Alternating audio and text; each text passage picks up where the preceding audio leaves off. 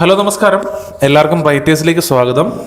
നമ്മളിന്ന് പഠിക്കാൻ പോകുന്നത് എക്കണോമിക്സിലൊരു പ്രധാനപ്പെട്ട ടോപ്പിക്കാണ്, അതുപോലെ തന്നെ സിമ്പിളുമായിട്ടുള്ളൊരു ടോപ്പിക്കാണ്, അതായത് non banking financial institutions.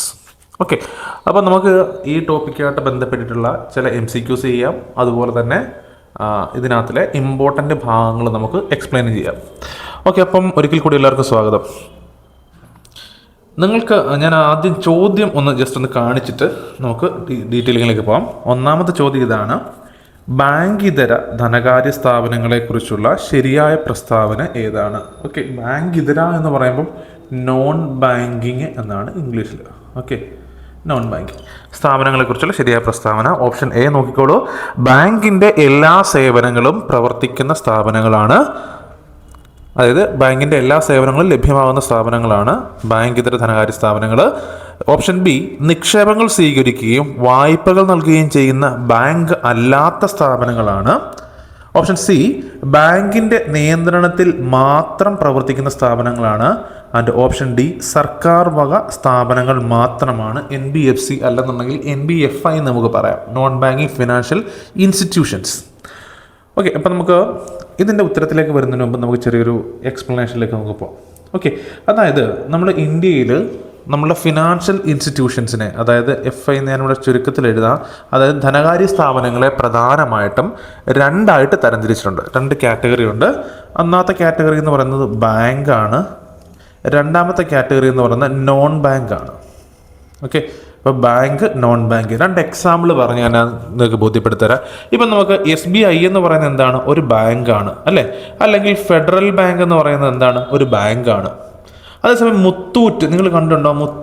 Muthoot Fincorp, അല്ലെന്നുണ്ടെങ്കിൽ മുത്തൂറ്റ് ഫിനാൻസ്, അതുമല്ലെന്നുണ്ടെങ്കിൽ മണപ്പുറം ഫിനാൻസ്, നിങ്ങൾ കണ്ടിട്ടുണ്ടോ? ഇതൊക്കെ നോൺ ബാങ്കാണ്. അപ്പം എന്തായിരിക്കാം ഇത് തമ്മിലുള്ള ബേസിക് ഡിഫറൻസ്? രണ്ടിടത്തും നിങ്ങൾ നോക്കിക്കഴിഞ്ഞാൽ രണ്ടിടത്തും ഫിനാൻഷ്യൽ ട്രാൻസാക്ഷൻസ് നടക്കുന്നുണ്ട് അല്ലേ? നമുക്ക് പണം സംബന്ധപ്പെട്ട പല ആക്ടിവിറ്റീസ് നമുക്ക് രണ്ട് സ്ഥാപനങ്ങളിൽ നടക്കുന്നുണ്ട്. പക്ഷെ ഒന്ന് ബാങ്കും ഒന്ന് നോൺ ബാങ്കുമാണ്. ഓക്കെ, അതെന്താണെന്ന് നമുക്ക് പഠിക്കാം. ഓക്കെ, അപ്പം നമ്മൾ പറയുകയാണെന്നുണ്ടെങ്കിൽ ഈ ബാങ്ക് എന്ന് പറഞ്ഞു കഴിഞ്ഞാൽ അതിൻ്റെ ഒരു കൺട്രോളിങ്, നിയന്ത്രണം എന്ന് പറയുന്നത് ആരാണ്? RBI ആണ്. അതായത് ബാങ്കിങ് റെഗുലേഷൻ ആക്ട് 1949 അനുസരിച്ച് RBI ആണ് ബാങ്കിനെ കൺട്രോൾ ചെയ്യുന്നത്. അതുപോലെ തന്നെ ഈ പറയുന്ന നോൺ ബാങ്കിനെ കൺട്രോൾ ചെയ്യുന്നതും ആരാണ്? RBI ആണ്. അതായത് ഇപ്പം നിങ്ങൾ മുത്തൂറ്റിൽ ചെല്ലുമ്പോൾ അവിടെ ക്യാഷ് ട്രാൻസാക്ഷൻസ് നടക്കുന്നത് റിസർവ് ബാങ്ക് ഓഫ് ഇന്ത്യയുടെ നിയമങ്ങൾക്കനുസരിച്ചായിരിക്കും. അത് റിസർവ് ബാങ്ക് ഓഫ് ഇന്ത്യയുടെ NBFC ഗൈഡ് ലൈൻസ് വെച്ചിട്ടായിരിക്കും ഒരു നോൺ ബാങ്കിങ് ഫിനാൻഷ്യൽ ഇൻസ്റ്റിറ്റ്യൂഷൻ പ്രവർത്തിക്കുന്നത്. പക്ഷെ ബാങ്ക് എന്ന് പറയുമ്പോൾ എന്താണ്? റിസർവ് ബാങ്ക് ഓഫ് ഇന്ത്യയുടെ ബാങ്കിങ് റെഗുലേഷൻ ആക്ട് 1949 അനുസരിച്ചാണ് ഒരു ബാങ്ക് പ്രവർത്തിക്കുന്നത്. ഓക്കെ, ഇതാണ് കൺട്രോളിങ് എന്ന് പറയുന്നത്. ഇപ്പോൾ ആര് കൺട്രോൾ ചെയ്യുന്നു എന്നുള്ളതിൻ്റെ വ്യത്യാസം അനുസരിച്ച് ഇത്തരത്തിലാണ് പറയുന്നത്. രണ്ടിനെ RBI ആണ്, പക്ഷെ രണ്ടും രണ്ട് രീതിയിലാണ് കൺട്രോൾ ചെയ്യുന്നത്. ക്ലിയർ ആണല്ലോ? പിന്നെ ഫോർമേഷൻ, അതായത് ഒരു സ്ഥാപനത്തിന് ബാങ്കായി മാറണമെന്നുണ്ടെങ്കിൽ അതിന് എന്ത് കിട്ടണം? ബാങ്കിങ് ലൈസൻസ് വേണം. ഓക്കെ, അതായത് RBI ഇഷ്യൂ ചെയ്യുന്ന ബാങ്കിങ് ലൈസൻസ് ഉണ്ടെങ്കിൽ മാത്രമേ ഒരു ഫിനാൻഷ്യൽ ഇൻസ്റ്റിറ്റ്യൂഷൻ ബാങ്കായി മാറുകയുള്ളൂ. ഓക്കെ, അപ്പം ഇവിടെ എന്ത് കാണില്ല? ഈ ബാങ്കിങ് ലൈസൻസ് ഈ നോൺ ബാങ്കിന് ഇല്ല. ക്ലിയർ ആണോ? അതുപോലെ തന്നെ ഒരു ബാങ്ക് ഫോം ചെയ്യുന്നതിന് പിന്നിലുള്ള നിയമം ഏതാണ്? RBI ആക്ട് 1934 ആണ്. പ്രകാരമാണ് ഒരു ബാങ്ക് രൂപീകരിക്കപ്പെടുന്നത്. പക്ഷേ ഒരു non banking financial company form ചെയ്യുന്നത് കമ്പനീസ് ആക്ട് 2013, പണ്ട് 1956 എന്ന് പറയുമായിരുന്നു. ഇപ്പം നമ്മൾ പറയുന്നത് കമ്പനീസ് ആക്ട് 2013 പ്രകാരമാണ് ഒരു NBFC, non banking finance company രൂപീകരിക്കപ്പെടുന്നത്. ക്ലിയർ ആണെന്നുണ്ട്? അപ്പോൾ അത് ഞാൻ നിയന്ത്രണം പറഞ്ഞു. രണ്ടിനെ നിയന്ത്രിക്കുന്ന RBI ആണ്. ഓക്കെ, ബാങ്കിനെ നിയന്ത്രിക്കുമ്പോൾ ബാങ്കിങ് റെഗുലേഷൻ ആക്ട് 1949 അനുസരിച്ചാണ് നിയന്ത്രിക്കുന്നത്. പക്ഷേ ഒരു നോൺ ബാങ്കിങ്ങിനെ നിയന്ത്രിക്കുന്നത് എങ്ങനെയാണ്? അതിൻ്റെ NBFC ഗൈഡ് ലൈൻ അനുസരിച്ച് RBI തന്നെയാണ് നിയന്ത്രിക്കുന്നത്. ഓക്കെ, പിന്നെ ഡെപ്പോസിറ്റ് സ്വീകരിക്കാൻ പറ്റുമോ? ബാങ്കിന് പറ്റും. ഓക്കെ, പക്ഷേ നമ്മൾ NBFCക്ക് സാധാരണയായി ഡെപ്പോസിറ്റ് സ്വീകരിക്കാൻ പറ്റില്ല, പക്ഷേ ചില സിറ്റുവേഷൻസിൽ ഡെപ്പോസിറ്റ് സ്വീകരിക്കാറുണ്ട്. ഓക്കെ, അതെന്ത് തരം ഡെപ്പോസിറ്റ് ആണെന്ന് ചോദിച്ചു കഴിഞ്ഞാൽ നമുക്ക് ബാങ്ക് സ്വീകരിക്കുന്ന ഡെപ്പോസിറ്റ് പറയുന്ന പേരാണ് ഡിമാൻഡ് ഡെപ്പോസിറ്റ്.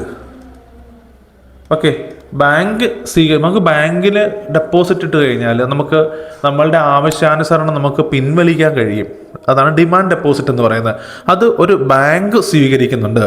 പക്ഷേ ഒരു NBFC ഡിമാൻഡ് ഡെപ്പോസിറ്റ് അക്സെപ്റ്റ് ചെയ്യുന്നില്ല എന്ന് മനസ്സിലാക്കുക. അപ്പോൾ ഡെപ്പോസിറ്റുമായിട്ട് ബന്ധപ്പെട്ട് അങ്ങനെയാണ്. ക്ലിയർ? ഇനി അടുത്തത് ബാങ്ക്, പ്രധാനപ്പെട്ട കാര്യമാണ്. ബാങ്ക് എന്ത് കൊടുക്കുന്നുണ്ട്? ചെക്ക് സേവനമുണ്ട്, UPI സേവനമുണ്ട് ബാങ്കിന്.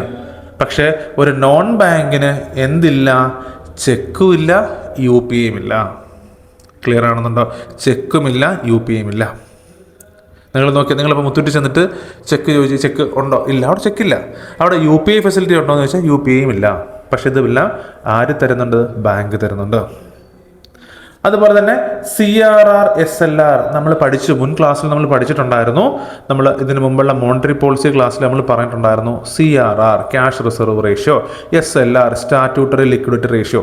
അത് നമുക്ക് ഇൻഫ്ലേഷൻ വരുന്ന സമയത്ത് നമുക്കിതെങ്ങനെ ഓപ്പറേറ്റ് ചെയ്യാം എന്നുള്ളതിനെക്കുറിച്ച് നമ്മൾ പറഞ്ഞിട്ടുണ്ടായിരുന്നു. ഓക്കെ, അപ്പോൾ ഈ CRRഉം SLRഉം ഒരു ബാങ്കിന് ബാധകമാണ്.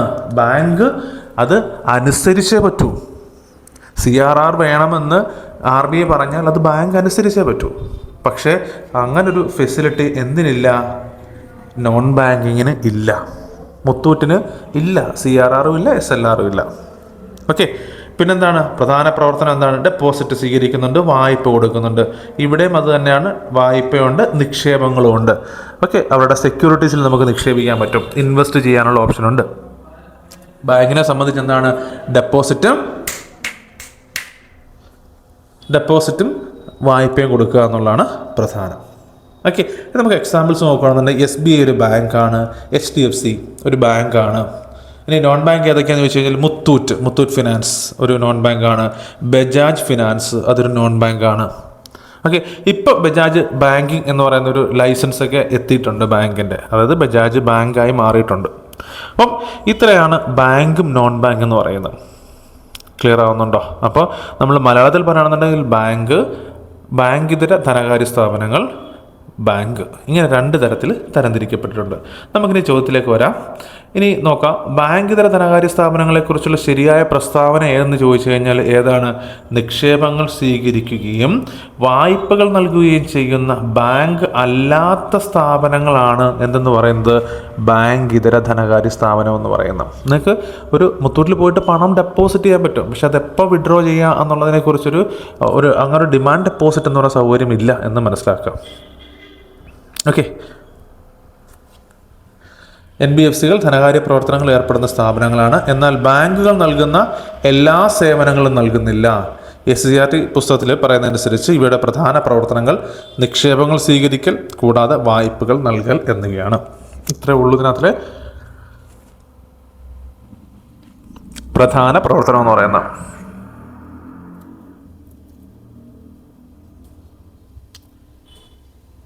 അടുത്ത ചോദ്യം നോക്കാം. ഏത് നിയമപ്രകാരമാണ് ബാങ്ക് ഇതര ധനകാര്യ സ്ഥാപനങ്ങൾ രജിസ്റ്റർ ചെയ്യപ്പെടുന്നതെന്നാണ് അടുത്ത ചോദ്യം. ഓക്കെ, ഏത് നിയമപ്രകാരമാണ് നമുക്ക് നോക്കാം. അത് ഒന്നാമത്തത് banking regulation act, option B RBI act, option C company act, option D ധനകാര്യ സ്ഥാപനങ്ങളുടെ നിയമം. ഏതാണ് ആൻസർ? ഏതാണ്? Company act. Okay, company act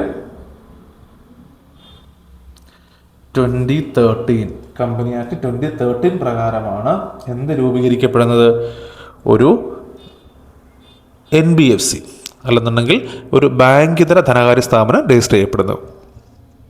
ഉദാഹരണത്തിന് നിങ്ങൾക്കൊരു പബ്ലിക് ലിമിറ്റഡ് അല്ലെങ്കിൽ നിങ്ങൾക്കൊരു പ്രൈവറ്റ് ലിമിറ്റഡ് കമ്പനി ഉണ്ടെന്ന് കരുതുക. ഒരു പ്രൈവറ്റ് ലിമിറ്റഡ് കമ്പനി ഉണ്ടെന്ന് വിചാരിക്കുക.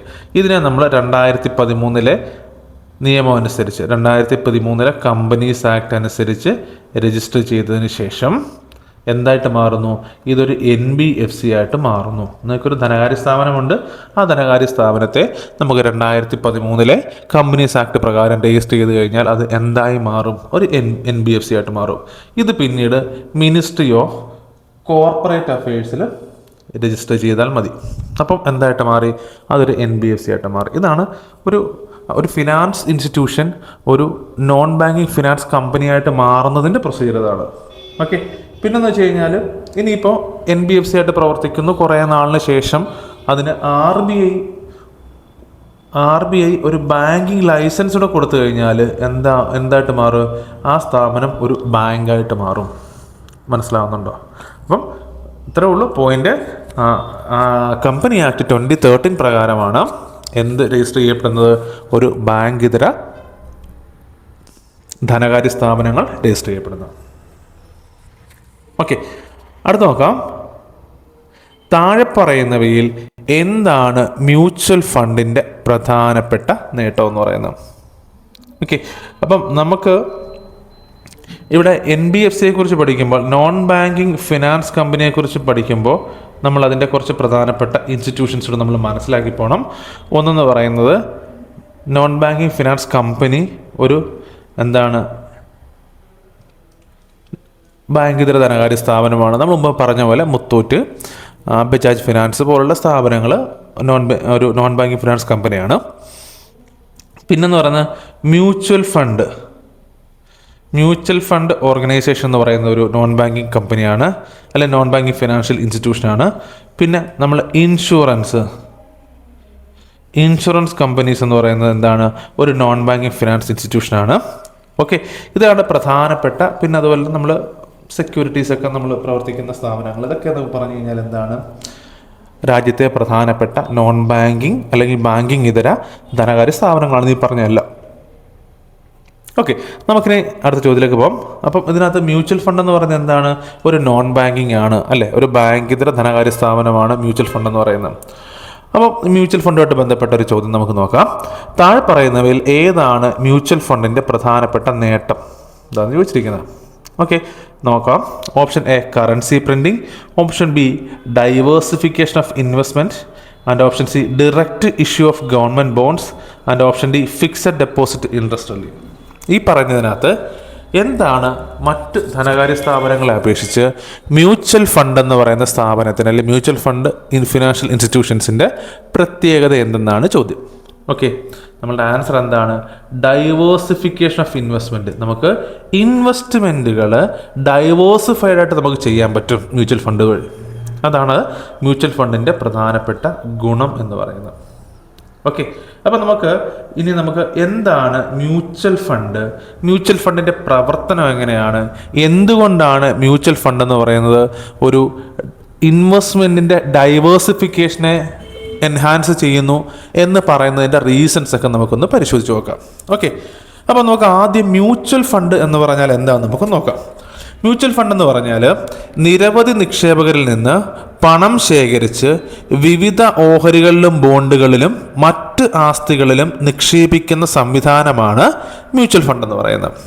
ഓക്കെ, അതായത് ഒരു മ്യൂച്വൽ ഫണ്ട് ഓർഗനൈസേഷൻ നമുക്ക് എടുത്തു കഴിഞ്ഞാൽ ഇപ്പം ഉദാഹരണത്തിന് HDFC മ്യൂച്വൽ ഫണ്ട്, HDFCയുടെ മ്യൂച്വൽ ഫണ്ട് സ്ഥാപനം പ്രവർത്തിക്കുന്നു. ഓക്കെ, അപ്പം ഒരിടത്ത് ഒരു സ്ഥാപനം ഉണ്ടെന്ന് കരുതുക. ഇപ്പോൾ എനിക്ക് അല്ലെങ്കിൽ നിങ്ങളുടെ കയ്യിൽ കുറച്ച് പൈസയുണ്ട്. നിങ്ങൾക്ക് ആ പൈസ ഏതെങ്കിലും ഒരു കമ്പനിയിൽ ഇൻവെസ്റ്റ് ചെയ്യണമെന്ന് കരുതുക. നിങ്ങൾക്ക് ഏതെങ്കിലും ഒരു കമ്പനിയിൽ ഇൻവെസ്റ്റ് ചെയ്യണം. അപ്പം സ്വാഭാവികമായിട്ടും നിങ്ങൾക്ക് ഇതിനെക്കുറിച്ചൊന്നും അറിയില്ല എന്ന് വിചാരിക്കും. ആരെ കാണണം, എങ്ങനെ ഇൻവെസ്റ്റ് ചെയ്യണം, ഏത് കമ്പനിയുടെ ഷെയർ വാങ്ങണം, ഇതൊന്നും നിങ്ങൾക്ക് അറിയില്ല എന്ന് മനസ്സിൽ വിചാരിക്കുക. അപ്പം നിങ്ങൾക്ക് ചെയ്യേണ്ട കാര്യം എന്ന് വെച്ച് കഴിഞ്ഞാൽ നിങ്ങൾ നേരെ HDFC മ്യൂച്വൽ ഫണ്ടോ അല്ലെങ്കിൽ ICICIയുടെ പ്രുഡൻഷ്യൽ മ്യൂച്വൽ ഫണ്ടോ അല്ലെങ്കിൽ ഏതെങ്കിലും ഒരു മ്യൂച്വൽ ഫണ്ട് സ്ഥാപനത്തെ പോയി സമീപിക്കുക. നിങ്ങളുടെ കയ്യിൽ ഒരു 1 ലക്ഷം രൂപ ഉണ്ടെന്ന് കരുതുക. ഓക്കെ, അപ്പം നിങ്ങൾ എന്ത് ചെയ്യണം?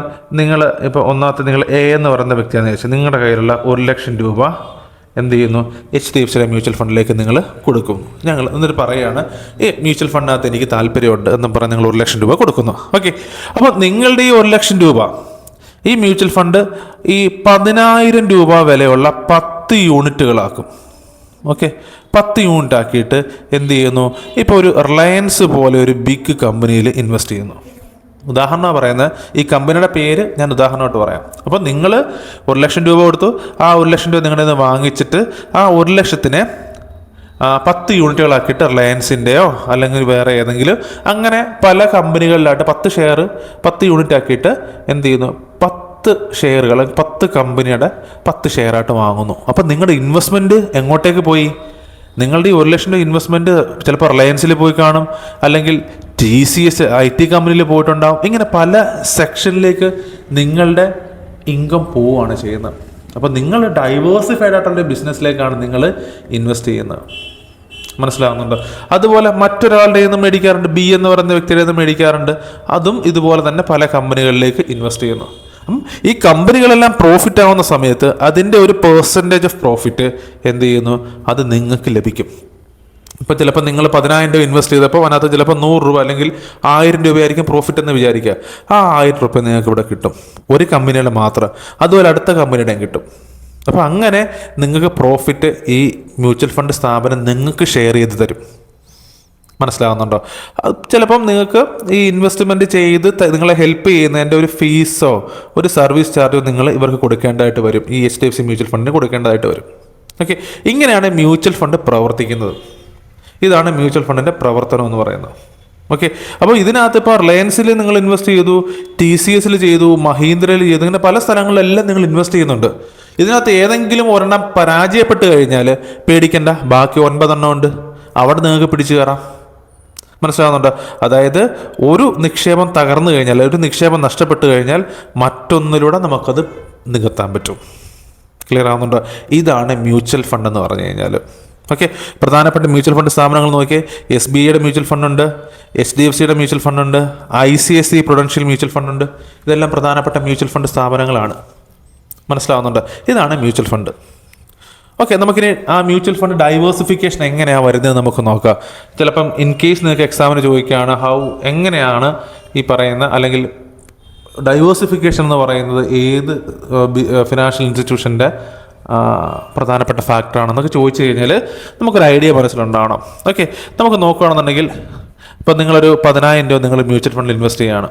ഓക്കെ, അപ്പോൾ നിങ്ങൾ ഈ 10,000 രൂപ നിങ്ങളുടെ മൊത്തം തുക, നിങ്ങൾ 10,000 രൂപ ഒരു മ്യൂച്വൽ ഫണ്ട് സ്ഥാപനത്തിൽ നിങ്ങൾ കൊടുത്തിട്ട് പറഞ്ഞ് ഇത് ഇൻവെസ്റ്റ് ചെയ്യണമെന്ന് പറയുന്നു. ഓക്കെ, അപ്പോൾ അവർ ഇതിനെക്കുറിച്ച് മാർക്കറ്റ് സ്റ്റഡി നടത്തും, എവിടെ ഇൻവെസ്റ്റ് ചെയ്താൽ പ്രോഫിറ്റ് ഉണ്ടാകാൻ പറ്റും എന്ന് അവർ പഠനം നടത്തും. അവർ കൃത്യമായിട്ട് അതിനെക്കുറിച്ച് അവർക്ക് അറിയാം.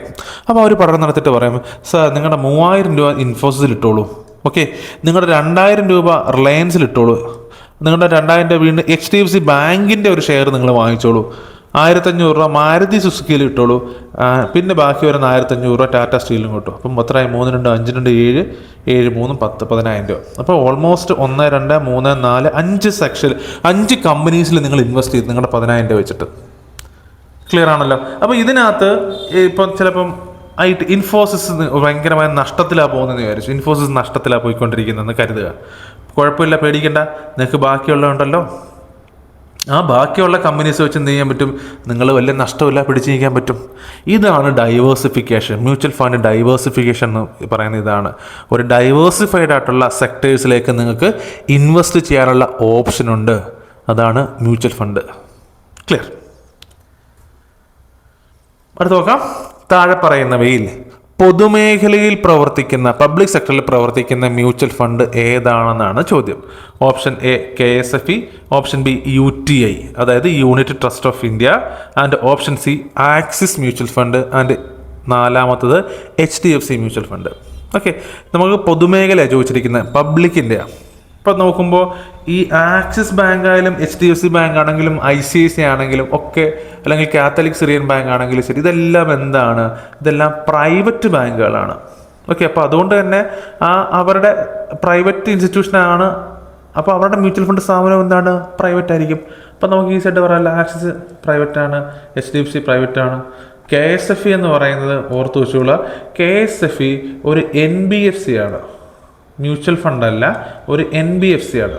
അത് നോൺ ബാങ്കിങ് ഫിനാൻഷ്യൽ കമ്പനിയാണ്. NBFC KSFE എന്ന് പറയുന്നത്. അപ്പോൾ അത് അവർ മ്യൂച്വൽ ഫണ്ട് ചെയ്യുന്നില്ല. അപ്പോൾ അതുമല്ല ആൻസർ. പിന്നെ അവിടെ ആൻസർ ഏതാ? UTI ആണ്. അപ്പോൾ പൊതുമേഖലയിൽ പ്രവർത്തിക്കുന്ന ഒരു മ്യൂച്വൽ ഫണ്ട് സ്ഥാപനത്തിൻ്റെ പേര് ചോദിച്ചാൽ ഏതാണ്? Unit trust of India. Unit trust of India, life insurance corporation mutual fund, അത് LICയുടെ മ്യൂച്വൽ ഫണ്ട് സ്ഥാപനം, SBI മ്യൂച്വൽ ഫണ്ട് എന്നിവയാണ് പൊതുമേഖലയിലെ പ്രധാനപ്പെട്ട സ്ഥാപനങ്ങൾ എന്ന് പറയുന്നത്. ഓക്കെ, KSFE എന്ന് പറയുന്നതാണ് ഒരു NBFC ആണ്, മ്യൂച്വൽ ഫണ്ട് അല്ല. ഓക്കെ, അപ്പം FIയുടെ അതായത് നോൺ ബാങ്കിങ് ഫിനാൻഷ്യൽ ഇൻസ്റ്റിറ്റ്യൂഷൻസിൻ്റെ ഒരു വിഭാഗമാണ് NBFC എന്ന് പറയുന്നത്, non banking finance company. Mutual fund, പിന്നെന്ന് പറയുന്നത് എന്താണ്, ഇൻഷുറൻസ് കമ്പനീസ്, ഇതെല്ലാം ഇതിൻ്റെ അണ്ടറിൽ വരുന്നതാണ്. ക്ലിയർ ആണല്ലോ, സെറ്റല്ലേ? അപ്പോൾ തെറ്റിച്ച് പോകരുത്. അപ്പം ചോദിക്കും, ഒരു എക്സാമ്പിൾ എങ്കിലും ചോദിക്കും. മ്യൂച്വൽ ഫണ്ട് സ്ഥാപനത്തിൻ്റെ ഒരു എക്സാമ്പിളെങ്കിലും നമുക്ക് പരീക്ഷയ്ക്ക് ചോദിക്കും. അടുത്ത ചോദ്യം ഇതാണ്, ഇന്ത്യയിലെ ആദ്യത്തെ ലൈഫ് ഇൻഷുറൻസ് കമ്പനി ഏതാണ്? അപ്പോൾ ഇൻഷുറൻസ് കമ്പനി എന്ന് പറയുന്നത് എന്താണ്, ഒരു NBFI ആണ്. Okay, NBFI non banking finance institution ആണ് ഇൻഷുറൻസ് എന്ന് പറയുന്നത്, അല്ലെങ്കിൽ ഇൻഷുറൻസ് കമ്പനി എന്ന് പറയുന്നത്. അപ്പോൾ അതുമായിട്ട് ബന്ധപ്പെട്ടൊരു ചോദ്യം നോക്കാം. ഇന്ത്യയിലെ ആദ്യത്തെ ലൈഫ് ഇൻഷുറൻസ് കമ്പനി. അപ്പം നമുക്ക് ഓപ്ഷൻ ഉണ്ട്, Bombay mutual fund assurance society, oriental life insurance company, the new India assurance company, option D national insurance company. ഏതാണ് ഇത്? ഒരുപാട് തവണ ആവർത്തിച്ച് പഴകിപ്പോയൊരു ചോദ്യമാണ്. ഓറിയൻ്റൽ ലൈഫ് ഇൻഷുറൻസ് കമ്പനിയാണ് ഇന്ത്യയിലെ ആദ്യത്തെ ലൈഫ് ഇൻഷുറൻസ് കമ്പനി എന്ന് പറയുന്നത്. ഓക്കെ, അതായത് 1818 കൊൽക്കത്ത ആസ്ഥാനമാക്കി സ്ഥാപിതമായ ഓറിയൻ്റൽ ലൈഫ് ഇൻഷുറൻസ് കമ്പനിയാണ് ഇന്ത്യയിലെ ആദ്യത്തെ ലൈഫ് ഇൻഷുറൻസ് കമ്പനി. ഇത് ആരാണ് ആരംഭിക്കുന്നത്? ബ്രിട്ടീഷേഴ്സാണ് ഇത് ആരംഭിക്കുന്നത്. ഓക്കെ, അപ്പം ഇതിനു മുമ്പും ബ്രിട്ടീഷേഴ്സ് ഇവിടെ വരുന്ന സമയത്ത് പല കമ്പനീസും വന്നിട്ടുണ്ട്. പക്ഷേ അതെല്ലാം വളരെ ഉയർന്ന പ്രീമിയം ആയിരുന്നു അടയ്ക്കേണ്ടി വന്നിരുന്നത്. അങ്ങനെയൊക്കെ ചില പ്രശ്നങ്ങളൊക്കെ ഉണ്ടായിരുന്നു. നമുക്കതിലേക്ക് നോക്കണ്ട. അപ്പം ഇതിൻ്റെ പേരെന്ന് അറിഞ്ഞിരുന്നാൽ മതി, oriental life insurance company. Okay, അപ്പം നമുക്ക് ഇൻഷുറൻസ് എന്ന് പറഞ്ഞാൽ എന്താണെന്ന് നോക്കാം. ഇൻഷുറൻസ് കമ്പനി എന്ന് പറയുന്നത് ഒരു NBFI ആണ്, നോൺ ബാങ്കിങ് ഫിനാൻസ് ഇൻസ്റ്റിറ്റ്യൂഷൻ ആണ്. ഇനി എന്താണ് ഇൻഷുറൻസ് എന്ന് പറഞ്ഞാൽ നോക്കാം. Insurance is a financial arrangement in which a person or organisation pays regular amounts called premium to an insurance company. അതായത് ഒരിടത്തൊരു ഇൻഷുറൻസ് കമ്പനി ഉണ്ട്. Okay, insurance company. ആ ഇൻഷുറൻസ് കമ്പനിയിലേക്ക് ഒരു പേഴ്സൺ, ഒരു വ്യക്തിയോ അല്ലെന്നുണ്ടെങ്കിൽ ഒരു സ്ഥാപനമോ കൃത്യമായിട്ട് റെഗുലറായിട്ട് ഒരു എമൗണ്ട് നമ്മൾ അടച്ചുകൊണ്ടേയിരിക്കും. Okay, in return. അപ്പം ഈ ഒരു ഇൻഷുറൻസ് കമ്പനിയിലേക്ക് ഒരു വ്യക്തിയോ സ്ഥാപനമോ കൃത്യമായിട്ട് പണം ഇങ്ങനെ അടച്ചുകൊണ്ടേയിരിക്കും റെഗുലറായിട്ട്. നമ്മൾ അതിനെ പ്രീമിയം എന്നാണ് പറയുക. അടയ്ക്കുന്ന തുകയ്ക്ക് പറയുന്ന പേരാണ് പ്രീമിയം. ആ പ്രീമിയം അടയ്ക്കുമ്പോൾ അതിന് പകരമായിട്ട് the company promises to compensate for certain types of losses, that is damages or risk like accident, illness, death, property loss. അതായത് നിങ്ങൾ ഇത്ര ഉള്ളു പറയുന്നത്, നിങ്ങൾ ഞങ്ങൾക്ക് പ്രീമിയം അടച്ച് തന്നോളൂ, അല്ലെങ്കിൽ എല്ലാ മാസം അല്ലെങ്കിൽ എല്ലാ വർഷവും നിങ്ങൾ പ്രീമിയം അടച്ചോളൂ, പകരം നമ്മളെന്ത് തരും, നിങ്ങൾക്കുണ്ടാകുന്ന നഷ്ടത്തിന് സാമ്പത്തിക സഹായം തരാം. അതിപ്പോൾ നിങ്ങളുടെ ആരോഗ്യത്തിന് നഷ്ടമുണ്ടായാൽ ഞങ്ങൾ സാമ്പത്തിക സഹായം തരാം, നിങ്ങളുടെ ലൈഫിന് നഷ്ടം ഉണ്ടായിക്കഴിഞ്ഞാലും ഞങ്ങൾ സാമ്പത്തിക സഹായം തരാം, നിങ്ങളുടെ വീടിന് നഷ്ടം ഉണ്ടായിക്കഴിഞ്ഞാൽ ഞങ്ങൾ സാമ്പത്തിക സഹായം തരാം. അങ്ങനെ പ്രവർത്തിക്കുന്ന സ്ഥാപനങ്ങളെയാണ്, അതായത് അടയ്ക്കുന്ന പ്രീമിയത്തിന് പകരമായിട്ട് ഒരു കോമ്പൻസേഷൻ റിസ്ക് അലവൻസ് കൊടുക്കുന്ന സ്ഥാപനങ്ങളെ വിളിക്കുന്ന പേരാണ് ഇൻഷുറൻസ് കമ്പനീസ്. ഓക്കെ, പ്രധാനമായിട്ടും 3 തരത്തിലുള്ള ഇൻഷുറൻസ് ഉണ്ട്. ഒന്ന് ഹെൽത്ത്, പിന്നെ ലൈഫ്, ജനറൽ. ഹെൽത്ത് എന്ന് പറഞ്ഞു കഴിഞ്ഞാൽ ആശുപത്രി ചിലവുകൾ ഇൻഷുറൻസ് കമ്പനി അടയ്ക്കുന്നു. അപ്പം നിങ്ങളൊരു ഏതെങ്കിലും സ്ഥാപനത്തിൻ്റെ ഇൻഷുറൻസ്, ലൈഫ് ഹെൽത്ത് ഇൻഷുറൻസ് നിങ്ങൾ എടുത്തിട്ടുണ്ടെന്ന് വിചാരിക്കുക, ഒരു ഫാമിലി കവറേജ് ആയിട്ടുള്ളൊരു ഇൻഷുറൻസ്. നിങ്ങൾ കൃത്യമായിട്ട് പോളിസി അടച്ചു പോകുന്നുണ്ട്.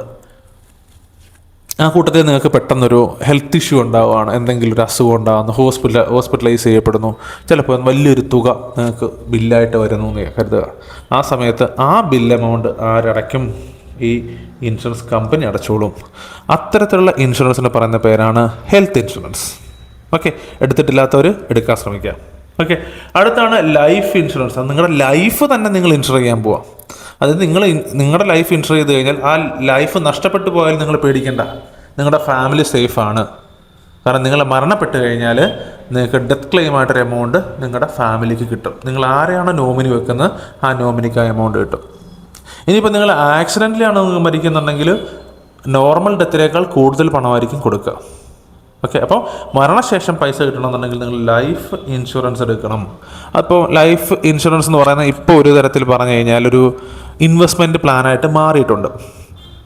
ഇപ്പോൾ എല്ലാവരും ഇൻവെസ്റ്റ്മെൻ്റ് ആയിട്ടാണ് നമ്മൾ ലൈഫ് ഇൻഷുറൻസിനെ കാണുന്നത്. പിന്നെന്ന് പറയുന്നത് ജനറൽ ഇൻഷുറൻസാണ്. എന്ന് വെച്ച് കഴിഞ്ഞാൽ വാഹനം, വീട്, മറ്റു സ്വത്തുക്കളുടെ നഷ്ടം. ഇപ്പം നിങ്ങളുടെ വണ്ടി, നിങ്ങൾ കാറോ അല്ലെങ്കിൽ 2 വീലറോ എടുക്കുന്ന സമയത്ത് അതിൻ്റെ ഒരു ഇൻഷുറൻസ് അടയ്ക്കാറുണ്ട് അല്ലേ? ആ ഇൻഷുറൻസ് എന്ന് വെച്ചാൽ എന്താണ്? നിങ്ങൾ വണ്ടി നിങ്ങൾ എവിടെയെങ്കിലും കൊണ്ടുപോയി ആക്സിഡൻറ്റ് പെട്ട് കഴിഞ്ഞാൽ ആ വണ്ടിക്കുണ്ടാകുന്ന നഷ്ടം, ആ പൈസ ആര് തരും? ഇൻഷുറൻസ് കമ്പനി തരും. അതുപോലെ തന്നെ വീട് നമുക്ക് ഇൻഷുർ ചെയ്യാൻ പറ്റും, നിങ്ങളുടെ പ്രോപ്പർട്ടി ഇൻഷുർ ചെയ്യാൻ പറ്റും. ഓക്കെ, അപ്പം ഇതാണ് ഈ 3 തരത്തിലുള്ള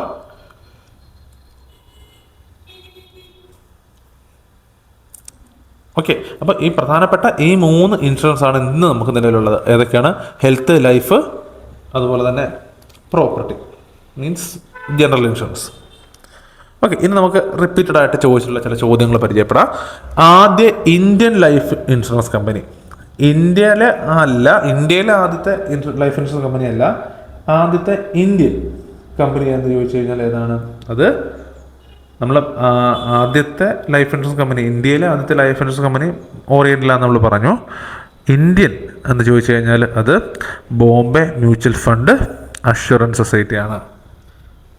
ബോംബെ മ്യൂച്വൽ ലൈഫ് അഷുറൻസ് സൊസൈറ്റിയാണ് ആദ്യത്തെ ഇന്ത്യൻ ഇൻഷുറൻസ് കമ്പനി. അത് Bombay mutual life assurance society Indian ഉടമസ്ഥതയുള്ള ആദ്യത്തെ ലൈഫ് ഇൻഷുറൻസ് കമ്പനിയാണ്. 1870 സ്ഥാപിതമായ Bombay mutual life assurance society. അപ്പോൾ എന്നാണ് സ്ഥാപിക്കപ്പെട്ടത്? 1870.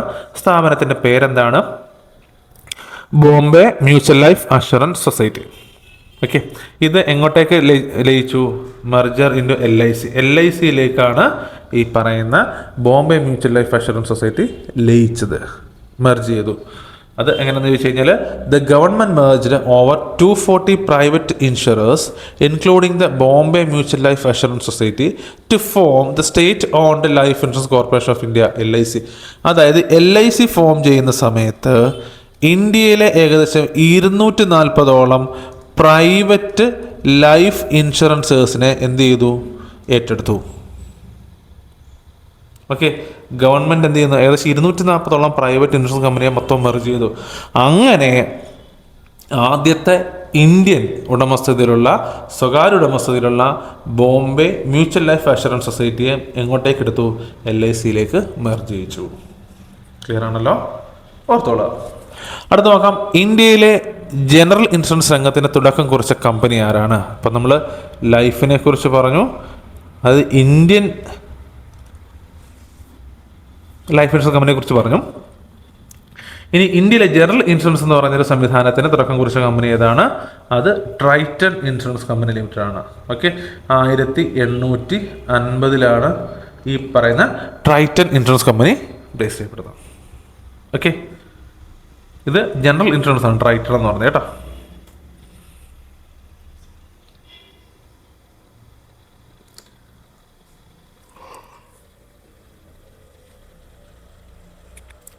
അടുത്ത നമുക്ക് നോക്കാം, മൈക്രോ ഫിനാൻസ്. ചോദ്യം നോക്കിയിട്ട് നമുക്ക് എക്സ്പ്ലനേഷനിലേക്ക് പോവാം. മൈക്രോ ഫിനാൻസ് എന്നത് പൊതുവെ എന്തിനാണ് പ്രവർത്തിക്കുന്നത്? എന്തിനു വേണ്ടിയിട്ടാണ്? നിങ്ങൾ മൈക്രോ ഫിനാൻസ് നിങ്ങൾ ഇഷ്ടം പോലെ കേട്ടിട്ടുണ്ടാവും അല്ലേ? ഇത് എന്തിനാണ് പ്രവർത്തിക്കുന്നതെന്ന് ആലോചിച്ചിട്ടുണ്ടോ? നോക്കാം. ഓപ്ഷൻ എ, വലിയ വ്യവസായങ്ങൾക്ക് മൂലധനം നൽകാൻ. ഓപ്ഷൻ ബി, താഴ്ന്ന വരുമാനക്കാരെയും ദാരിദ്ര്യത്തിൽപ്പെട്ടവരെയും ലക്ഷ്യം വെച്ച് ചെറിയ വായ്പകളും സാമ്പത്തിക സേവനങ്ങളും നൽകാൻ. ഓപ്ഷൻ സി, രാജ്യാന്തര ബാങ്കിംഗ് നിയന്ത്രണങ്ങൾ നിർവഹിക്കാൻ. ഓപ്ഷൻ ഡി, നിശ്ചിത നികുതികൾ നൽകുന്നതിനായുള്ള സംവിധാനം. ഓക്കെ, എന്തിനാണ് മൈക്രോ ഫിനാൻസ് എന്ന് പറയുന്നത്? മൈക്രോ എന്ന് പറഞ്ഞാൽ ചെറുത് അല്ലേ? ചെറിയ ഫിനാൻസ്, ചെറിയ ആൾക്കാർക്കുള്ള ചെറിയ ഫിനാൻസ്. ഓക്കെ, അതാണ് നമുക്ക് ഇതിൻ്റെ ഒരു മീനിങ് എന്ന് പറയുന്നത്. നോക്കാം. മൈക്രോ ഫിനാൻസ് എന്ന് പറഞ്ഞു കഴിഞ്ഞാൽ സാധാരണയായി ലോ ഇൻകം ഹോമുകൾ, സ്വയം തൊഴിൽ സംരംഭങ്ങൾ എന്നിവയ്ക്ക് ചെറിയ വായ്പകൾ, ദാറ്റ് മീൻസ് മൈക്രോ ക്രെഡിറ്റ് കൊടുക്കുക, ബാങ്കിങ് സേവനങ്ങൾ കൊടുക്കുക, ഇൻഷുറൻസ് കൊടുക്കുക, ഓക്കെ, എന്നിവ നൽകുന്നതിനുള്ളൊരു സംവിധാനമാണ് എന്തെന്ന് പറയുന്നത്? മൈക്രോ ഫിനാൻസ് എന്ന് പറയുന്നത്. ഓക്കെ, അതായത് വളരെ താഴ്ന്ന വരുമാനത്തിൽ പ്രവർത്തിക്കുന്ന ചില വീടുകൾ അല്ലെ ചെറിയ കൂലിത്തൊഴിലൊക്കെ ചെയ്തു പോകുന്ന ആളുകൾക്ക് അവർക്ക് സഹായം കൊടുക്കുക എന്നുള്ളതാണ് ഇതിൻ്റെ ലക്ഷ്യം. താഴ്ന്ന വരുമാനക്കാരെയും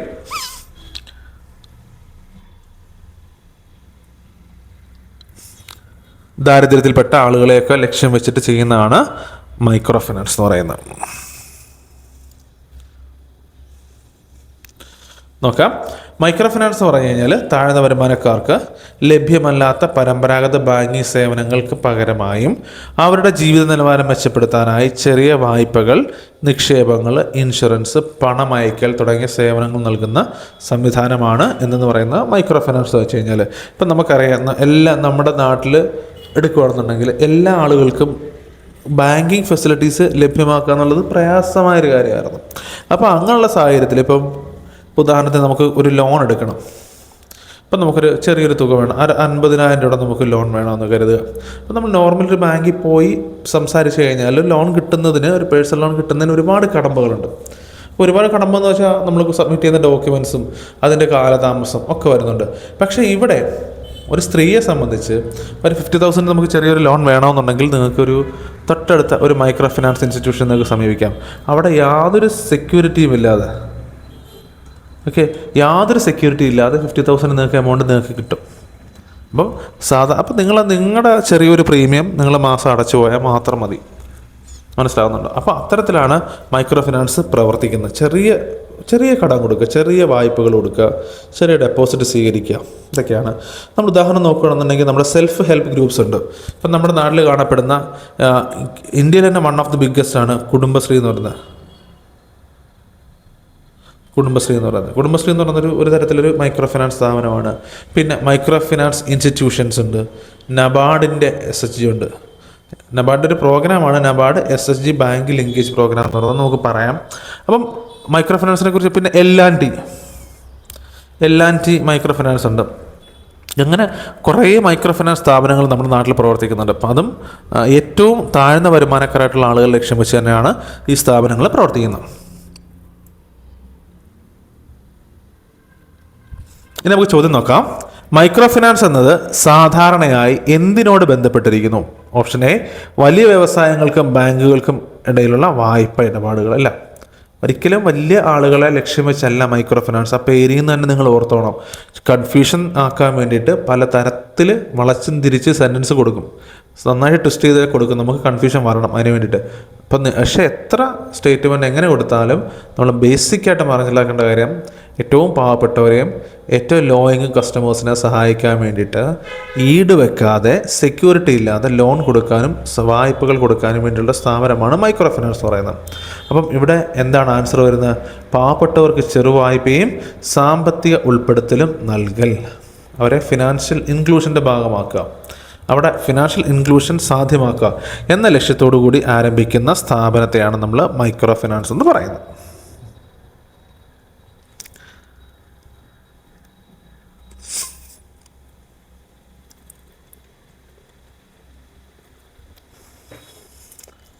അടുത്ത ചോദ്യം നോക്കാം.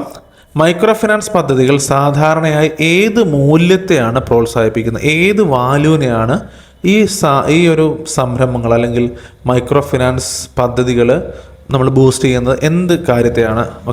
ഓപ്ഷൻ എ, സാമുദായിക ഏകത്വം. ഓപ്ഷൻ ബി, സ്വയം പര്യാപ്തയും സ്വയം തൊഴിൽ, വിദേശ ആശ്രിതത്വം, വിപണി വിപുലീകരണം. ഏതാണ്? സ്വയം പര്യാപ്തയും സ്വയം തൊഴിലും. അതായത് നമ്മൾ സെൽഫ് സഫിഷ്യൻ്റ് ആയിരിക്കണം, അതുപോലെ തന്നെ സെൽഫ് എംപ്ലോയ്ഡ് ആയിരിക്കണം. അപ്പോൾ ഇത്തരത്തിൽ സഹായിക്കുക എന്നുള്ള ലക്ഷ്യത്തോടു കൂടിയാണ് മൈക്രോ ഫിനാൻസ് പ്രവർത്തിക്കുന്നത്. മൈക്രോ ഫിനാൻസിൻ്റെ പ്രധാനപ്പെട്ട ലക്ഷ്യം എന്ന് പറയുന്നത് സമൂഹത്തിലെ പിന്നാക്ക വിഭാഗങ്ങൾ സ്വയം തൊഴിൽ കണ്ടെത്തുകയും ചെറു സംരംഭങ്ങൾ തുടങ്ങുകയും ചെയ്യുന്നതിലൂടെ സാമ്പത്തികമായി സ്വതന്ത്രരാകുക. ഫിനാൻഷ്യലി അവർ ഒരു ഫിനാൻഷ്യൽ ലിബർട്ടി എപ്പോഴും ഉണ്ടാവണം. ഒരു വ്യക്തിക്ക് മുന്നോട്ട് പോകണമെന്നുണ്ടെങ്കിൽ സാമ്പത്തികമായിട്ട് നമ്മൾ എംപവേർഡ് ആയിരിക്കണം. അതുപോലെ തന്നെ നമ്മൾ നമ്മൾ ഒരു ഇക്കണോമിക് ലിബർട്ടി നമുക്കുണ്ടായിരിക്കണം. അപ്പം അത്തരത്തിലൊരു സമൂഹത്തെ വാർത്തെടുക്കുന്നതിന് വേണ്ടിയിട്ട് ആരംഭിച്ച സ്ഥാപനമാണ് മൈക്രോ ഫിനാൻസ് എന്ന് പറയുന്നത്. അടുത്തൊരു പ്രോഗ്രാമിനെ കുറിച്ചാണ്, ഇമ്പോർട്ടൻ്റ് ആയിട്ടുള്ള പ്രോഗ്രാമാണ് അടുത്തത് പറയാൻ പോകുന്നത്. അതിൻ്റെ പേരാണ് സെൽഫ് ഹെൽപ്പ് ഗ്രൂപ്പ്, SHG. നമ്മൾ പറയുന്ന സ്വയം സഹായ സംഘങ്ങൾ എന്നൊക്കെ പറയാനുള്ളൂ. സെൽഫ് ഹെൽപ്പ് സഹായ ഗ്രൂപ്പ് സംഘങ്ങൾ. അവരുടെ self help group bank linkage programme ആരംഭിച്ച വർഷം എന്നാണ്? 92-ലാണ്.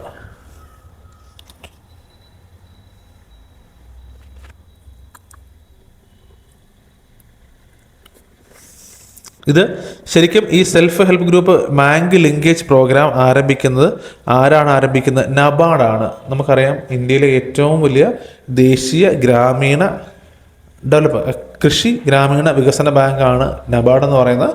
നബാർഡ് 92 കൊണ്ടുവന്നൊരു പദ്ധതിയാണ് SHG ബാങ്ക് ലിങ്കേജ് പ്രോഗ്രാം എന്ന് പറയുന്നത്. ഓക്കെ, ഇപ്പം SHG ഇപ്പം നമ്മുടെ നാട്ടിലൊരു സെൽഫ് ഹെൽപ്പ് ഗ്രൂപ്പ് ഉണ്ടെന്ന് കരുതുക, ഒരു കുടുംബശ്രീ യൂണിറ്റ് ഉണ്ടെന്ന് കരുതുക. അപ്പം ഈ കുടുംബശ്രീ യൂണിറ്റിന് എന്ത് പ്രൊവൈഡ് ചെയ്യുക? ഫണ്ട് അല്ലെങ്കിൽ ലോൺ പ്രൊവൈഡ് ചെയ്യുക. ഓക്കെ, ഫണ്ട് പ്രൊവൈഡ് ചെയ്യുന്നതിന് വേണ്ടി കൊണ്ടുവന്ന സ്കീമാണ് ഇത്. ഇപ്പം നമ്മൾ പറയാം, നമ്മുടെ നാട്ടിൽ കുടുംബശ്രീ പ്രവർത്തിക്കുന്നു. അപ്പം ആ കുടുംബശ്രീയിലൊരു മെമ്പർ അവർക്ക് എന്തെങ്കിലും ഒരു പേഴ്സണലായിട്ട് ഒരു ട്രീറ്റ്മെൻറ്റിൻ്റെ ആവശ്യമോ അല്ലെങ്കിൽ എന്തെങ്കിലും ഒരു പേഴ്സണൽ ആവശ്യം വരുന്ന സമയത്ത്, അല്ലെങ്കിൽ അവിടുത്തെ മെമ്പേഴ്സിന് സാമ്പത്തികമായിട്ട് സഹായം വേണ്ട സമയത്ത് അവർക്ക് എല്ലാവർക്കും കൂടെ ചേർന്നിട്ട് തൊട്ടടുത്തൊരു ബാങ്കിൽ പോയിട്ട് ലോണിന് അപ്ലൈ ചെയ്യാൻ പറ്റും. അപ്പോൾ ഇവർക്കെല്ലാം ലോൺ അവൈലാവും. ആ ഗ്രൂപ്പിലേക്ക് ലോൺ കിട്ടും, അത് മറ്റുള്ള മെമ്പേഴ്സിനും എടുക്കാൻ പറ്റും. അപ്പം ഇതാണ് self help group bank linkage programme എന്ന് പറയുന്നത്. ഈ ലോൺ നമ്മൾ ലിങ്കേജ് ലോൺ എന്നൊക്കെയാണ് നമ്മൾ പറയാം. ഓക്കെ, അപ്പം ഈ ഒരു പ്രോഗ്രാം കൊണ്ടുവന്ന ആരാണ്? നബാർഡാണ്. 92 okay, to link self-help groups of poor and low-income people, especially women, with banks to provide easy access to credit and other financial services. അതായത് ലോൺ പെട്ടെന്ന് ലഭ്യമാക്കാം, മറ്റ് ധനസംബന്ധമായ പല ട്രാൻസാക്ഷൻസും വളരെ ഈസി ആയിട്ട് ബാങ്കുമായിട്ട് നടത്താൻ പ്രാപ്തമാകുക എന്നുള്ള ലക്ഷ്യത്തോടു കൂടിയാണ് ഈ ഒരു പരിപാടി വരുന്നത്. അപ്പം 2 കാര്യങ്ങളിനകത്ത് മറക്കരുത്. ഈ self help group linkage programme, bank linkage programme കൊണ്ടുവന്ന നബാർഡാണ് ഇയർ 92. എന്താണെന്ന് ചോദിച്ചു കഴിഞ്ഞാൽ, ആ സെൽഫ് ഹെൽപ്പ് ഗ്രൂപ്പിൽ, അതായത് ആ കുടുംബശ്രീയിലെ മെമ്പേഴ്സിന് ബാങ്കുമായിട്ട് കണക്ട് ചെയ്തുകൊണ്ട് ലോൺ പ്രൊവൈഡ് ചെയ്യുക എന്നുള്ളതാണ് ലക്ഷ്യം. അടുത്തൊരു ബാങ്കാണ് മുദ്ര ബാങ്ക്. ഓക്കെ, ഈ മുദ്ര ബാങ്ക് എന്ന് കേൾക്കുമ്പോൾ നിങ്ങൾ ഒരിക്കലും വിചാരിക്കരുത് ഇതൊരു ബാങ്കാണ്, ഇതൊരു സെപ്പറേറ്റ് ബാങ്കാണ്, മുദ്ര എന്ന് പറയുന്നൊരു ബാങ്കാണ് എന്ന് വിചാരിക്കരുത്. ഇതൊരു സ്കീമാണ് ആക്ച്വലി. ഓക്കെ, എന്താണ് നമുക്ക് ആ മുദ്ര സ്കീം എന്താണെന്ന് നമുക്ക് നോക്കാം. മുദ്ര സ്കീം. ഓക്കെ, മുദ്ര സ്കീം എന്താണെന്ന് ചോദിച്ചു കഴിഞ്ഞാൽ, to provide financial support to micro and small entrepreneurs, especially non corporate, non farm small businesses who often lack access to formal banking credit. ഇപ്പോൾ സാധാരണഗതിയിൽ നമ്മളൊരു ബിസിനസ് സ്ഥാപനം തുടങ്ങണം, നമുക്ക് ചെറുകിട ഒരു ബിസിനസ് സംരംഭം നമുക്ക് ആരംഭിക്കണമെന്നുണ്ടെങ്കിൽ നമുക്ക് പണം ആവശ്യമാണ്, അല്ലേ? നമുക്കൊരു ബിസിനസ് ലോൺ ആവശ്യമാണ്. അപ്പം നോർമലി അങ്ങനൊരു ലോൺ കിട്ടാത്ത സാഹചര്യത്തിൽ, നോർമലി പൈസ നമുക്ക് കിട്ടാത്ത സാഹചര്യത്തിൽ അത്തരത്തിലെ മൈക്രോ, മീഡിയം അല്ലെങ്കിൽ സ്മോൾ ഓൺട്രപ്രണേഴ്സിന്, അല്ലെങ്കിൽ അവർക്ക് ഒരു എൻ്റർപ്രൈസ് സ്ഥാപിക്കുന്നതിന് വേണ്ടിയിട്ട് ധനം സഹായം കൊടുക്കുക എന്നുള്ളതാണ് മുദ്ര ലോണിൻ്റെ ഫെസിലിറ്റി എന്ന് പറയുന്നത്. അപ്പോൾ മുദ്ര സ്കീമിൻ്റെ പ്രത്യേകത അല്ലെങ്കിൽ എന്തെന്ന് ചോദിച്ചു കഴിഞ്ഞാൽ എന്താണ്, ഏറ്റവും ചെറിയ ബിസിനസ് ചെയ്യുന്ന ആളുകൾക്ക് പൈസ ലോണായിട്ട് അനുവദിക്കാം. വലിയ കമ്പനീസ് ഒന്നുമല്ല, ചെറിയ കമ്പനീസിന്. ഓക്കെ, അങ്ങനെ ഈ മുദ്ര സ്കീം വഴി മുദ്ര ലോൺ കൊടുക്കുന്ന പ്രധാനപ്പെട്ട സ്ഥാപനങ്ങളാണ് ഈ പറയുന്നത്. പബ്ലിക് സെക്ടർ ബാങ്കുകൾ കൊടുക്കാറുണ്ട്, ചില പ്രൈവറ്റ് സെക്ടർ കൊടുക്കാറുണ്ട്, RRBs അതായത് നമ്മൾ പഠിച്ചിട്ടുള്ള ഗ്രാമീണ ബാങ്കുകൾ കൊടുക്കാറുണ്ട്, cooperative bank, micro finance institutions, NBFC ഇവരെല്ലാം എന്ത് കൊടുക്കുന്നുണ്ട്? മുദ്ര ലോൺ കൊടുക്കുന്നുണ്ട്. മുദ്ര ലോൺ എന്തിനു വേണ്ടിയിട്ടുള്ളതാണ്? ചെറിയ ബിസിനസ്സൊക്കെ ചെയ്ത് മുന്നോട്ട് പോകാൻ വേണ്ടിയിട്ടാണ് മുദ്ര ലോൺ. ഇനി നമുക്ക് ചോദ്യത്തിലേക്ക് വരാം. ഈ മുദ്ര ബാങ്ക് സ്ഥാപിതമായ വർഷമാണ് ചോദിച്ചിരിക്കുന്നത്. എന്താണ്? 2015 മുദ്ര ബാങ്ക് സ്ഥാപിതമാകുന്നത്. മൈക്രോ യൂണിറ്റുകൾക്ക്, അതായത് ചെറിയ ബിസിനസ് സംരംഭങ്ങൾക്ക് ധനസഹായം നൽകുന്നതിനായിട്ട് micro units development and refinancing agency Mudra 2015 April 8 സ്ഥാപിതമായി. Okay, എന്നാണ് 2015 ഏപ്രിൽ 8 മുദ്ര ലോൺ അല്ലെങ്കിൽ മുദ്ര ബാങ്കിങ് സ്കീം അത് ഓണാവുന്നത് എന്നാണ്? 2015 ഏപ്രിൽ 8. ഓക്കെ, ഇനി മുദ്രയുടെ ഫുൾ ഫോം എന്താണെന്ന് നോക്കാം. MUDRA. ഓക്കെ, നോക്കാം. Micro units development and regulatory agency ആണോ? അല്ല, അവിടെ റെഗുലേഷൻ ഒന്നുമില്ല, കൺട്രോളിങ് ഒന്നും നടക്കുന്നില്ല.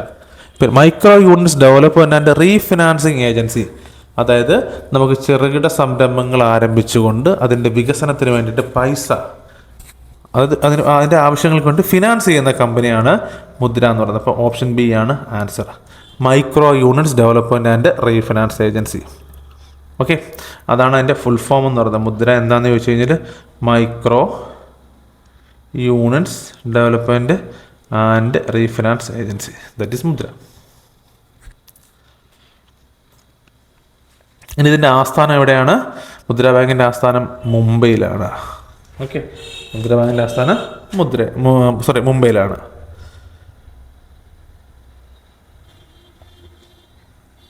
അടുത്തത്, മുദ്രാ ബാങ്ക് ആദ്യമായി മുദ്ര കാർഡ് പുറത്തിറക്കിയത് ഏത് ബാങ്കാണ്? മുദ്ര കാർഡ് പുറത്തിറക്കിയ ബാങ്ക് എന്നാണ് ചോദ്യം. അത് ഏതാണ് ആൻസർ? അത് കോർപ്പറേഷൻ ബാങ്കാണ്. കോപ്പറേറ്റീവ് ബാങ്ക് അല്ല, കോർപ്പറേഷൻ ബാങ്കാണ് ഈ മുദ്ര കാർഡ് പുറത്തിറക്കുന്നത്. ഇനി എന്താണ് മുദ്ര കാർഡ് നമുക്ക് നോക്കാം. മുദ്ര കാർഡ് എന്നത് ഒരു ഡെബിറ്റ് കാർഡിൻ്റെ രൂപത്തിലാണ് നൽകുന്നത്. നമ്മുടെ ATM കാർഡ് ഉണ്ടല്ലോ, അതുപോലത്തെ കാർഡാണ് മുദ്ര കാർഡ് എന്ന് പറയുന്നത്. ചെറുകിട സംരംഭകർക്ക് അവർക്ക് അനുവദിച്ച വായ്പയുടെ പരിധിക്കുള്ളിൽ പണം പിൻവലിക്കാനും ഇടപാടുകൾ നടത്താനുമുള്ള സൗകര്യം ഇതിലൂടെ ലഭിക്കുന്നു. ഓക്കെ, അതായത് ഇപ്പം ഒരാൾ ഒരു ചെറുകിട ഒരു സംരംഭകൻ എന്ന് പറയുമ്പോൾ നമ്മുടെ നാട്ടിലൊക്കെ ഒരു വെജിറ്റബിളൊക്കെ കച്ചവടം ചെയ്യുന്ന ഒരു വ്യക്തി. ഓക്കെ, അയാളിപ്പം ഒരു ബാങ്കിൽ പോകുന്നു. ഇപ്പോൾ കോർപ്പറേഷൻ ബാങ്കിൽ ചെന്നിട്ട്, സാർ എനിക്ക് മുദ്ര സ്കീം പ്രകാരം എനിക്ക് കുറച്ച് പൈസ ലോൺ ആവശ്യമുണ്ട്. ഓക്കെ, ചിലപ്പോൾ 2 ലക്ഷം രൂപ ലോൺ അവർ അനുവദിച്ചതിന് ശേഷം വർക്കിംഗ് ക്യാപിറ്റൽ, അതായത് ഈ വെജിറ്റബിൾ ഷോപ്പിനകത്തിലെ വർക്കിംഗ് ക്യാപിറ്റൽ എന്ന് പറഞ്ഞാൽ എന്താണ്? വെജിറ്റബിൾസ് ആണല്ലോ. അവരുടെ സ്റ്റോക്ക് പർച്ചേസ് ചെയ്യാൻ വേണ്ടിയിട്ട് ഈ 2 ലക്ഷം രൂപയിൽ നിന്ന് പൈസ നമുക്ക് വിഡ്രോ ചെയ്യാൻ പറ്റും. അങ്ങനെ വിഡ്രോ ചെയ്യാൻ ഉപയോഗിക്കുന്ന കാർഡിൻ്റെ പേരാണ് മുദ്രാ കാർഡ് എന്ന് പറയുന്നത്. ഓക്കെ, ഇതാണ് മുദ്രാ കാർഡ്. ഈ മുദ്രാ കാർഡ് നമുക്ക് ഒട്ടുമിക്ക പബ്ലിക് സെക്ടറിൻ്റെ ATM കൗണ്ടറുകൾ നമുക്ക് ഉപയോഗിക്കാൻ പറ്റും. ഓക്കെ, അങ്ങനെ വിഡ്രോ ചെയ്യുന്ന പൈസ നമുക്ക് എന്തിനു ഉപയോഗിക്കാൻ പറ്റും? നമ്മളുടെ സ്ഥാപനത്തിന് വേണ്ടിയിട്ടുള്ള സാധനങ്ങൾ, വർക്കിംഗ് ക്യാപിറ്റലൊക്കെ വാങ്ങാൻ വേണ്ടി നമുക്കത് ഉപയോഗിക്കാൻ പറ്റും. അതാണ് മുദ്രാ കാർഡ്. അപ്പോൾ മുദ്രാ കാർഡ് പുറത്തിറക്കിയ ആദ്യത്തെ ബാങ്ക് ഏതാണ്? അത് കോർപ്പറേഷൻ ബാങ്കാണ്. ഓക്കെ, പ്രധാനമന്ത്രി മുദ്രാ യോജന PMMY, പ്രധാനമന്ത്രി മുദ്രാ യോജന എപ്പോൾ ആരംഭിച്ചു? നമ്മൾ പറഞ്ഞായിരുന്നല്ലോ, 2015 ഏപ്രിൽ 8-നാണ് ആരംഭിക്കുന്നത്. പ്രധാനമന്ത്രി മുദ്രാ യോജന PMMY 2015 ഏപ്രിൽ 8-ന് ആരംഭിച്ചു. ഇതിലൂടെ ചെറുകിട സംരംഭങ്ങൾക്ക് ബാങ്കുകളിൽ നിന്ന് വായ്പ ലഭ്യമാകുക എന്നുള്ളതാണ് ലക്ഷ്യം. നമ്മൾ മുമ്പ് പറഞ്ഞ പോലെ തന്നെ ചെറുകിട സംരംഭകർക്ക് ഈ ബാങ്ക് വഴി എന്ത് കിട്ടണം? ലോണ് അനുവദിക്കുക.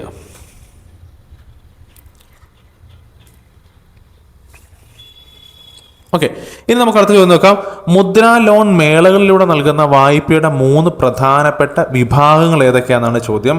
അതായത് മുദ്രാ ലോൺ മേളയിലൂടെ ലോൺ കൊടുക്കാറുണ്ട്. അത് നമ്മൾ 3 തരത്തിലുള്ള ലോണുകളാണ് കൊടുക്കുന്നത്. അത് ഏതൊക്കെയാണെന്നാണ് ചോദ്യം. ഏതൊക്കെ? പ്രാഥമികം, ദ്വിതീയം, തൃതീയം. അടുത്ത ശിശു, കിഷോർ, തരുൺ. അതാണ് നമ്മുടെ ആൻസർ. ഓക്കെ, ശിശു, കിഷോർ, തരുൺ. അതായത് മുദ്രാ മേളകളിലൂടെ നൽകുന്ന വായ്പകൾ 3 ഘട്ടങ്ങളാണ്. അതിലൊന്ന് ശിശുവുണ്ട്, കിഷോറുണ്ട്, തരുണുണ്ട്. ഓക്കെ, അപ്പം നമുക്ക് ശിശു എന്ന് പറഞ്ഞു കഴിഞ്ഞാൽ അറിയാം. നമുക്ക് ശിശു എന്ന് വെച്ച് കഴിഞ്ഞാൽ എന്താണ്? കുഞ്ഞെന്നല്ലേ അർത്ഥം. അപ്പോൾ ശിശു എന്ന് പറയുമ്പോൾ ഏകദേശം ലോൺ എന്ന് പറഞ്ഞ് അപ് ടു 50K അല്ലെ 50,000 വരെയുള്ള ലോണുകൾ അനുവദിക്കുന്ന ആ ഒരു സ്കീമിൻ്റെ പേരാണ്, അല്ലെങ്കിൽ വിഭാഗമാണ് എന്തെന്ന് പറയുന്നത് ശിശു എന്ന് പറയുന്നത്. ശിശു. അടുത്തതെന്ന് വെച്ചാൽ കിഷോർ. ഓക്കെ, ഇത് ഈ 50,000 മുതൽ ഒരു 1 ലക്ഷം വരെയുള്ള 50,000 മുതൽ 5 ലക്ഷം വരെയുള്ള ലോൺ നമ്മൾ കൊടുക്കുകയാണ്. ഇപ്പം നമ്മൾ ലോൺ എടുക്കാൻ പോകുന്ന ലോൺ ചിലപ്പോൾ ഒരു 4.5 ലക്ഷം രൂപയെന്ന് കരുതുക. അപ്പം നമ്മൾ ഏത് സ്കീം വരുമെന്ന് വെച്ച് കഴിഞ്ഞാൽ കിഷോർ എന്ന് പറയുന്നൊരു സ്കീമിനകത്തായിരിക്കും വരുന്നത് ആ ലോണ്. ഓക്കെ, മറ്റൊരു വിഭാഗമാണ് തരുൺ.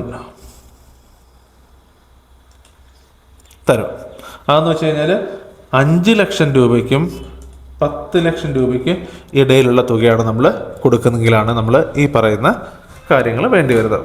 അത് തരുൺ എന്ന് പറയുന്ന വിഭാഗത്തിൽ വരുന്നത്. അപ്പോൾ ഏതൊക്കെയാണ്?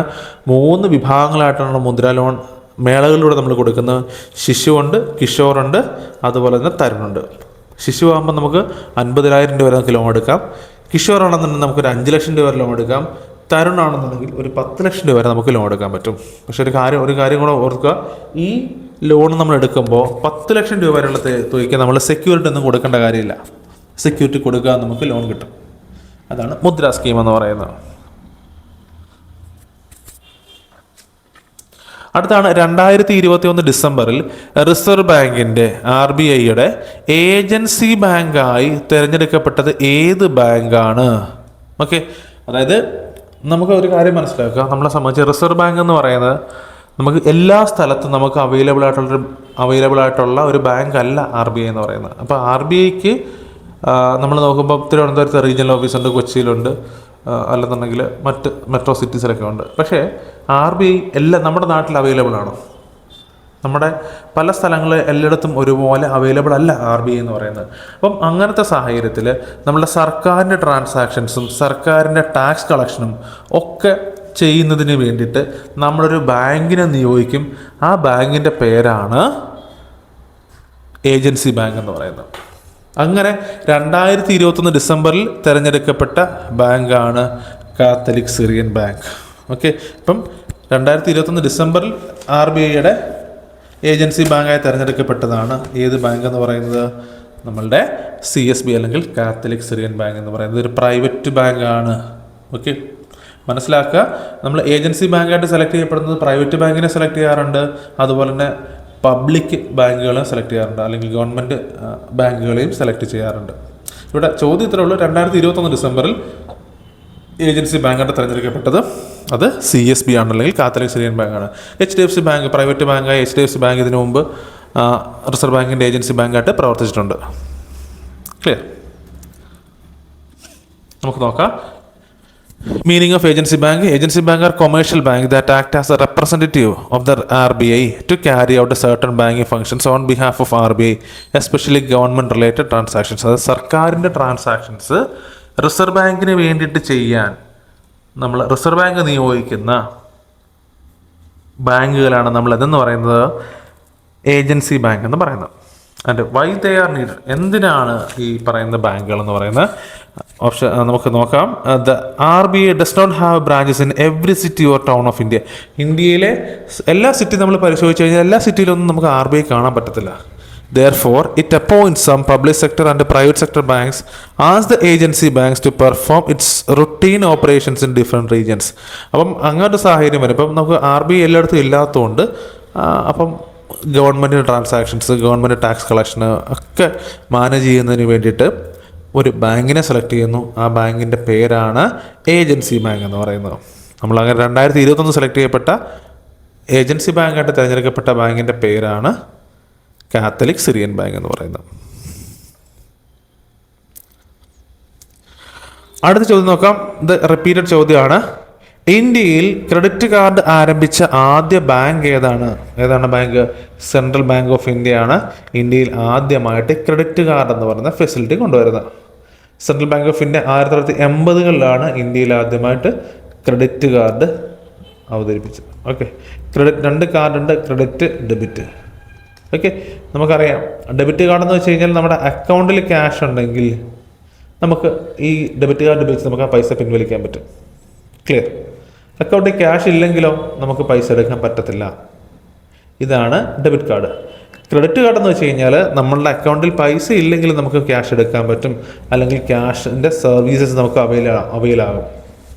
അത്തരത്തിലുള്ള കാർഡാണ് ക്രെഡിറ്റ് കാർഡ്. അത് നമ്മൾ സിംപ്ലി പറയുകയാണെന്നുണ്ടെങ്കിൽ നമ്മൾ ലോൺ എടുക്കുക, കാർഡ് ഉപയോഗിച്ച് നമ്മൾ ലോൺ എടുക്കുക എന്നുള്ളതാണ് ഈ ക്രെഡിറ്റ് കാർഡ് എന്ന് പറയുന്ന സംവിധാനം. അത് ആദ്യമായിട്ട് ആരംഭിച്ചത് സെൻട്രൽ ബാങ്ക് ഓഫ് ഇന്ത്യ ആണ്. അടുത്ത ചോദ്യം, ഇന്ത്യയിൽ ചെക്ക് സമ്പ്രദായം ഏർപ്പെടുത്തിയ ആദ്യ ബാങ്ക് ഏതാണ്? അത് ബംഗാൾ ബാങ്കാണ്. 1770 ബാങ്ക് ഓഫ് ബംഗാൾ അല്ലെങ്കിൽ ബംഗാൾ ബാങ്കാണ് ഇന്ത്യയിൽ ആദ്യമായിട്ട് ചെക്ക് സിസ്റ്റം കൊണ്ട് നമുക്ക് ക്യാഷ് വിഡ്രോ ചെയ്യണമെന്നുണ്ടെങ്കിൽ നമുക്ക് ചെക്ക് കൊടുത്തിട്ട് വിഡ്രോ ചെയ്യാൻ പറ്റും. ഇൻ കേസ് നമുക്ക് ഒരാൾക്ക് ക്യാഷ് പേ ചെയ്യണമെന്നുണ്ടെങ്കിൽ ചെക്ക് ത്രൂ നമുക്ക് പേ ചെയ്യാൻ പറ്റും. ഓക്കെ, അങ്ങനെ ആ ചെക്ക് സിസ്റ്റം കൊണ്ടുവന്നവരാണ് അത് ബംഗാൾ ബാങ്കാണ്. ഓക്കെ, അടുത്ത ചോദ്യം നോക്കാം. ഇന്ത്യയിലെ ആദ്യ സ്വകാര്യ ബാങ്ക് ലയനം. നമ്മൾ ഇതിനു മുമ്പ് ബാങ്ക് ലയനത്തെക്കുറിച്ചൊക്കെ സംസാരിച്ചിട്ടുണ്ട് അല്ലേ? രണ്ട് ബാങ്കുകൾ ഒരുമിച്ച് ചേർന്ന് മറ്റൊരു ബാങ്കായിട്ട് മാറുന്നു, ഇല്ലെന്നുണ്ടെങ്കിൽ ഒരു ബാങ്കിലേക്ക് മറ്റ് രണ്ട് ബാങ്കുകൾ വന്ന് ചേരുന്നു, അങ്ങനെയൊക്കെ പറയുന്നതാണ് അത് ലയനം എന്ന് പറയുന്നത്. രണ്ട് ബാങ്കുകൾ കൂടിച്ചേരുക, അതാണ് ലയനം എന്ന് പറയുന്നത്. ഓക്കെ, അപ്പോൾ ഇന്ത്യയിലെ ആദ്യത്തെ സ്വകാര്യ ബാങ്ക് ലയനം എന്ന് ചോദിച്ചു കഴിഞ്ഞാൽ 2000 ടൈംസ് ബാങ്ക് HDFC ബാങ്കുമായി ലയിച്ചപ്പോൾ സ്വകാര്യ ബാങ്ക് ലയനം നടന്നു. ഓക്കെ, ടൈംസ് ബാങ്കും HDFC ബാങ്കും കൂടെ ലയനം നടന്നു. അതാണ് ഇന്ത്യയിലെ ആദ്യത്തെ സ്വകാര്യ ബാങ്ക് ലയനം എന്ന് പറയുന്നത്. ക്ലിയർ?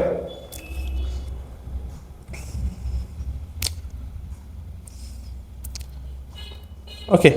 അപ്പം നമ്മൾ ഇന്നത്തെ ക്ലാസ്സിൽ നമ്മൾ മെയിനായിട്ട് ഡിസ്കസ് ചെയ്ത് നോൺ ബാങ്കിങ് ഫിനാൻഷ്യൽ ഇൻസ്റ്റിറ്റ്യൂഷനുമായിട്ട് ബന്ധപ്പെട്ട കുറേ ടോപ്പിക്കുകളും അതുമായിട്ട് ബന്ധപ്പെട്ട് നിൽക്കുന്ന MCQs നമ്മൾ ഡിസ്കസ് ചെയ്തത്. ഇതിനകത്തിലെ പല ചോദ്യങ്ങളും റിപ്പീറ്റഡ് ചോദ്യമാണ്, ആവർത്തിച്ച് പരീക്ഷയ്ക്ക് ചോദിക്കുന്ന ചോദ്യമാണ്. അപ്പം നിങ്ങൾ അതിനകത്തൊരു കോൺസെൻട്രേഷൻ കൊടുക്കുക. പിന്നെ പൊതുവേ ഈ ഒരു ടോപ്പിക് എന്ന് പറഞ്ഞാൽ വളരെ ഈസിയാണ്. കാരണം വെച്ചാൽ കൂടുതൽ ചോദ്യങ്ങളെല്ലാം വൺ വേർഡ് ടൈപ്പ് ചോദ്യം വരുന്നത്, അല്ലെങ്കിൽ ഒരു പ്രോസസ്സ് എങ്ങനെയാണെന്നോ അങ്ങനെ ഇൻഡെപ്തായിട്ട് നമുക്ക് മനസ്സിലാക്കാൻ സാധനങ്ങൾ കുറവാണ്. പക്ഷേ എന്നാലും ചില കാര്യങ്ങളൊക്കെ നമ്മൾ മനസ്സിലാക്കുകയും ഒബ്സർവേഷനിലൂടെ പഠിച്ചു കഴിഞ്ഞാൽ ഈ ഭാഗത്തുള്ള മാർക്ക് നമുക്ക് നഷ്ടപ്പെടത്തില്ല. ഒബ്സർവേഷൻ എന്ന് പറഞ്ഞത് ഞാൻ ആദ്യത്തെ ടോപ്പിക്കാണ്, ബാങ്ക് നോൺ ബാങ്ക് ഡിഫറൻസിനെ കുറിച്ചാണ് പറഞ്ഞത്. അപ്പം അങ്ങനെ നമ്മൾ ഈ വിഷയത്തെ സമീപിക്കുക. സിമ്പിളാണ് ഈ ടോപ്പിക്ക്, വളരെ സിമ്പിളാണ്. ഓക്കെ. അപ്പോൾ അതുകൊണ്ട് എല്ലാവരും ഇത് നന്നായിട്ട് വായിച്ചിട്ട് പോയി നന്നായിട്ട് പരീക്ഷയൊക്കെ എഴുതി നല്ല മാർക്ക് സ്കോർ ചെയ്യാം. അപ്പം എല്ലാവരും നന്നായിട്ട് ഈ വീഡിയോ ഫുള്ള് സ്കിപ്പ് ചെയ്യാതെ കാണുക, കണ്ടു തീർക്കുക. നിങ്ങൾക്ക് ഈ ക്ലാസ് ഇഷ്ടപ്പെട്ടെന്നുണ്ടെങ്കിൽ നിങ്ങളത് ലൈക്ക് ചെയ്യുക. നിങ്ങൾക്ക് അതുപോലെ തന്നെ നിങ്ങൾക്ക് ഈ ക്ലാസ്സിനെ കുറിച്ചുള്ള നിങ്ങളുടെ ജെനുവിൻ റിവ്യൂ അല്ലെങ്കിൽ ഒപ്പീനിയൻ നിങ്ങൾക്ക് നമ്മുടെ കമൻറ്റ് ബോക്സിനകത്ത് എഴുതാൻ പറ്റുന്നതായിരിക്കും. പിന്നെ കൂട്ടുകാരിലേക്കൊക്കെ ഒന്ന് ഷെയർ ചെയ്യാൻ ശ്രമിക്കുക. ഓക്കെ. അപ്പം നമുക്ക് ഇന്നത്തെ ക്ലാസ് വൈൻഡപ്പ് ചെയ്യാം. അപ്പം എല്ലാവർക്കും നന്ദി, നമസ്കാരം. Thank you so much.